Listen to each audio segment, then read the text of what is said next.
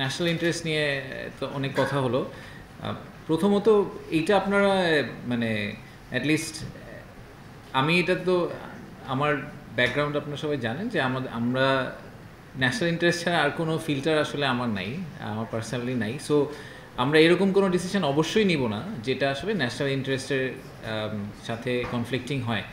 So কিছু for example আমি জানি এটা নিয়ে অনেক কনফিউশন আছে যে মিরেশ্বর ইকোনমিক জোনে একটা ইন্ডিয়ান ইজেড আছে কি না, বাট জানি না, এটা আমরা মনে হয় কোনো একটা জায়গায় একবার কভার করার চেষ্টা করেছিলাম।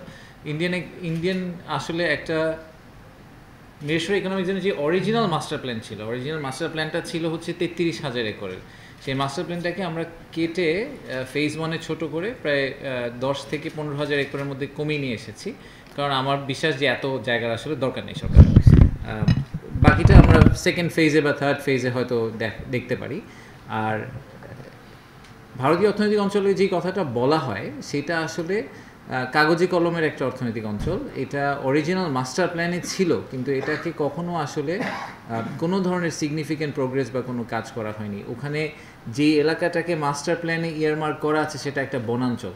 সো মানে practically there is no progress বা সেট আপ। সো এটা নিয়ে অনেক মিসকনসেপশন আছে পাবলিক ডোমেইনে এবং জার্নালিস্টদের কাছে। বাট আমি এটা একবার মনে হয় কোনো একটা প্রেস কনফারেন্সে ক্ল্যারিফাই করেছিলাম, আবারও ক্ল্যারিফাই করছি যে এরকম কোনো আসলে অ্যাক্টিভিটি বা কিছুই ওখানে এই মুহূর্তে করা হয়নি। এবং এটা নিয়ে অন্তর্বর্তীকালীন সরকার আসার পর এটা নিয়ে ফার্দার কোনো প্রোগ্রেস বা রিগ্রেস কিছুই হয়নি। এটা ইটস এ কমপ্লিট পজ বা পোস্টপোনমেন্ট পজিশনে আছে। আর যেহেতু আবার ওই একই থিমে আসলে পোর্টের একটা কনভারসেশন আসলো, সো আমি জাস্ট জেনারেল টার্মটা বলি, সেটা হচ্ছে যে ন্যাশনাল সিকিউরিটি অ্যাবসোলুটলি নন কম্প্রোমাইজড একটা পজিশন, এটাতে আমরা কম্প্রোমাইজ অ্যাবসোলুটলি করতে চাই না।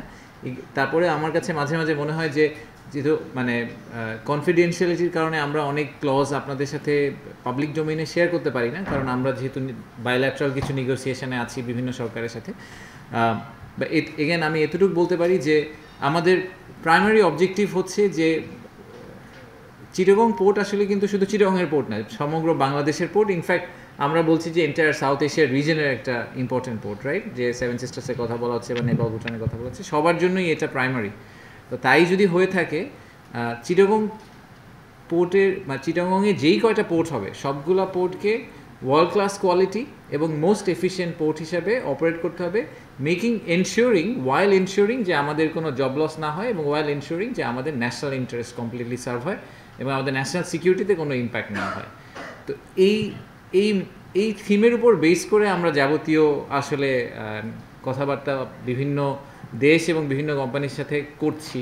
আমি পার্সোনালি খুব ক্লোজলি এটা মনিটর করছি, কারণ আমার জন্য এই মনিটরিংটার মেইন, আমি আসলে স্পেসিফিক্যালি পোর্টের নেগোসিয়েশন নিয়ে ইন্টারেস্টেড না, কারণ এটা শিপিং মিনিস্ট্রির দায়িত্ব বা চিটাগং পোর্ট অথরিটির দায়িত্ব। আমি যেই কারণে এটা নিয়ে ইন্টারেস্টেড সেটা হচ্ছে যে ওই পোর্টে কিছু প্র্যাকটিক্যাল বিনিয়োগ আসার কথা, এবং তার চেয়ে যেটা ব্যাপার আমি বেশি ইন্টারেস্টেড সেটা হচ্ছে যে পোর্টটা যদি ঠিকভাবে না হয় তাহলে সমগ্র বাংলাদেশের কোথাও ম্যানুফ্যাকচারিং বিনিয়োগ করা সম্ভব না।